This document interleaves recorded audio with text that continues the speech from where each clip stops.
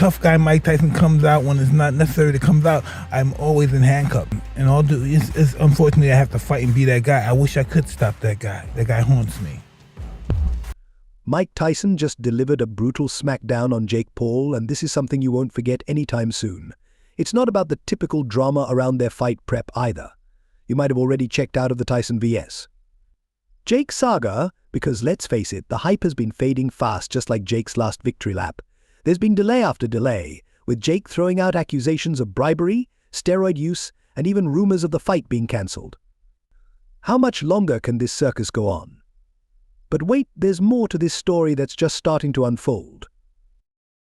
Mike Tyson, the man, the myth, the legend, just snapped, and it's clear he's had enough of all things Jake Paul.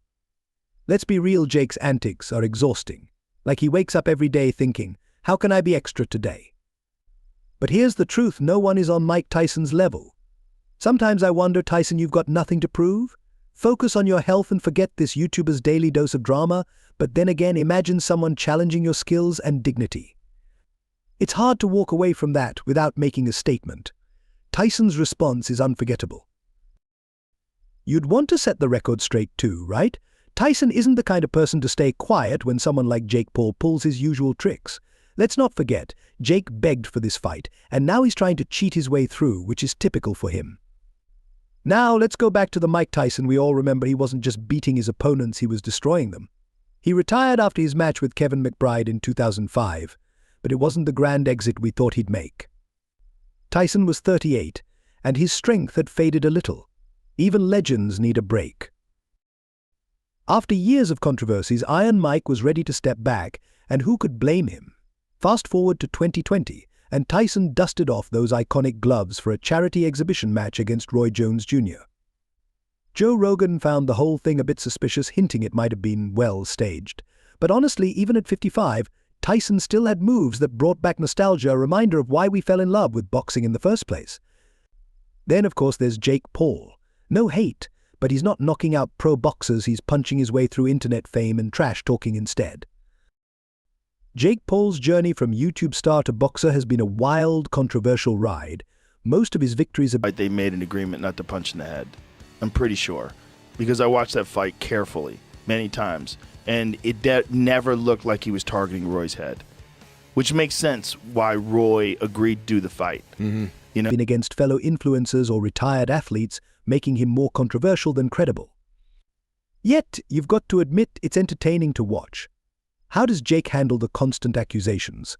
Like water off a duck's back, he deflects an axe like none of it bothers him, brushing it off with his signature attitude. You might wonder, if Mike Tyson knew Jake Paul had a shaky reputation, why step into the ring with him? Tyson's decision wasn't just about proving he could take on a younger fighter. No, it was about reminding everyone what real boxing is all about, not YouTube hype or drama, but actual skill. Tyson wanted people to remember that boxing is still a sport, not just a platform for internet fame. Meanwhile, Jake Paul's hype machine was in overdrive, as usual. This guy knows how to make wild claims, doesn't he? But calling out Tyson was a whole new level of bold. Jake Paul, calling himself the future of boxing and claiming he'd retire the legendary Mike Tyson for good, is like a toddler challenging a battle-hardened superhero with a stick. You could almost hear the collective eye roll from the entire boxing community. The skepticism was real. Some people chuckled, others shook their heads, and everyone else grabbed popcorn, waiting to see if Jake could back up his big talk or if this was just another round of internet trash talk.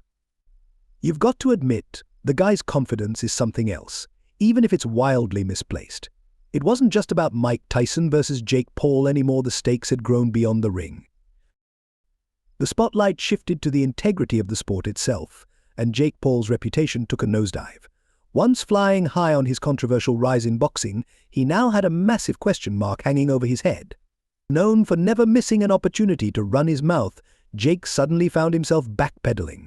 He tried to brush off Tyson's accusations as baseless, playing the classic "I'm the victim" card. But by then, the damage was done. Tyson's words carried far more weight, and the boxing world wasn't rushing to defend Jake. Instead, people began questioning him, wondering if all that muscle and stamina had a little extra help. Let's be real, steroids and performance-enhancing drugs aren't exactly shocking news these days. But imagine busting your tail in the gym every day, sweating buckets, doing things the old-school way with no shortcuts, only to find out your opponent's been juicing. It's like you're playing fair and they've got cheat codes.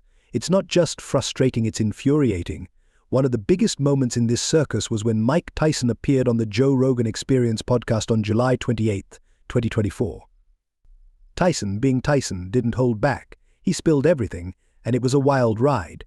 In his usual candid fashion, he even admitted to using DMT as part of his training regimen. Yep, you heard that right, DMT. For those unfamiliar, DMT is a powerful hallucinogen, and Tyson's revelation left people stunned, adding even more chaos to an already wild story. DMT isn't your typical pre-workout supplement. This stuff is a psychedelic that can make you see galaxies, hear colors, and question the meaning of life. But Tyson didn't turn to DMT for a quick boost in the ring. It was about something deeper. He wanted to reconnect with himself, drop the mental baggage, and as he put it, lose the weight. Tyson literally said, "I did this toad, this DMT stuff, and I just lost that weight." Yep, he's talking about the venom from the Colorado River toad. Tyson is using nature's own psychedelic therapy to get his mind and body back in peak condition. This isn't just some fitness gimmick, it's Tyson on a spiritual journey, shedding mental cobwebs and getting fit in a way that might make your yoga teacher jealous. Meanwhile, Jake Paul is over there with his alleged shortcuts, pumping up with who knows what. Tyson's on a natural high, while Jake's stuck in the shadows of controversy. In a world of synthetic boosts, Tyson stayed true to form, honest, quirky, and unfiltered. He openly talked about using DMT, the venom from the Colorado River toad, for mental clarity and holistic improvement. Tyson's approach was all about raw, old-school preparation, no cheats, no shortcuts, just genuine effort. He managed to scare the daylights out of anyone considering stepping into the ring with him. On the other hand, Jake Paul was clouded by steroid allegations. It wasn't just a clash of boxing styles, it was a clash of ethics. Tyson championed clean, natural prep, while Jake struggled to distance himself from shady accusations. Jake Paul's response? Predictably defensive. He hit social media, calling the accusations a smear campaign and portraying himself as the underdog unfairly targeted by a legend. He claimed, "I'm just working hard to make my mark while Tyson tries to sabotage me." And yes, he even cried about it, emphasizing his emotional struggle and painting himself as a victim in the midst of the controversy.